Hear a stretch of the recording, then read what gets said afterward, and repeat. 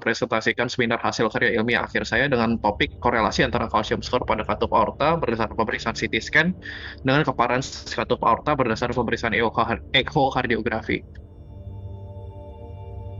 Kalsium skor dari CT scan ini apa yang menjadi istimewa adalah dia bisa dihitung bersamaan dengan pada saat seseorang itu dalam CT scan kontras tindakan TAVR misalnya.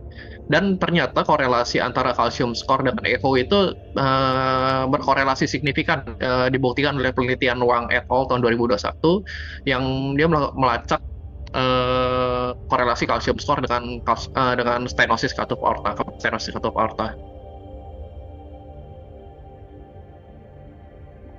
Yang menjadi rumusan masalah, stenosis katup aorta merupakan penyakit katup jantung tersering dan memerlukan intervensi, dan gejala klinisnya signifikan sampai bisa sudden death, sehingga penilaian derajat keparahan bisa sangat penting. Transthoracic echocardiografi ini merupakan modalitas untuk evaluasi, namun kadang didapatkan temuan-temuan pada kasus yang diskordan ya, misalnya pada kasus-kasus low flow low gradient.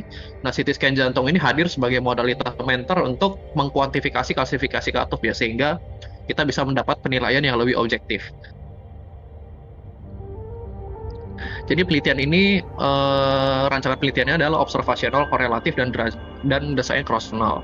Observasional korelatif berarti berusaha melihat apakah ada korelasi antara dua variabel, kemudian cross-sectional artinya dilakukan secara potong lintang dalam satu waktu, dan data penelitian dalam hal ini adalah citra imaging serta hasil ekokardiografinya, serta rekam medisnya itu diperoleh secara retrospektif.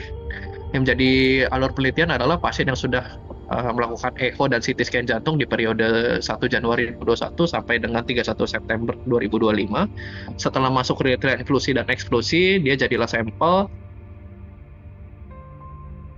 Nah, ini untuk korelasi parsial untuk mempertimbangkan apakah perancu ini dapat memberikan bias ya pada penelitian ini.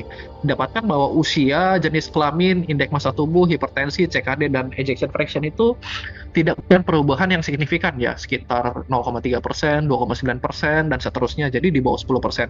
Sehingga variabel-variabel yang kami curigai sebagai perancu tadi tidak memberi perubahan yang signifikan hingga menyebabkan bias pada penelitian ini. Kesimpulan dan sarannya. Kesimpulannya, terdapat korelasi positif dengan kekuatan sedang antara kalsium skor pada katup aorta dengan keparahan stenosis katup aorta. Dengan semakin tinggi kalsium skor pada katup aorta, semakin berat keparahan stenosisnya. Ternyata variabel perancu seperti usia, jenis kelamin, indeks massa tubuh, kemudian left ventricle ejection fraction, hipertensi, dan CKD itu tidak berpengaruh terhadap korelasi tersebut. Kelainan kongenital kan ini berarti ya, bikuspid ini ya? Iya, Bro. Ini juga bisa terjadi kalsifikasi itu karena apa? Jadi kalau pada pasien yang bikuspid, kan katupnya bukaannya juga tidak terlalu tinggi, jadi terjadi turbulensinya itu lebih tinggi, Prof, di sana. Nah, karena itu cepat terjadi pengelupasan endotel dan penumpukan, akibatnya terjadi inflamasi dan penumpukan kalsium di arah katup aortanya itu, Prof.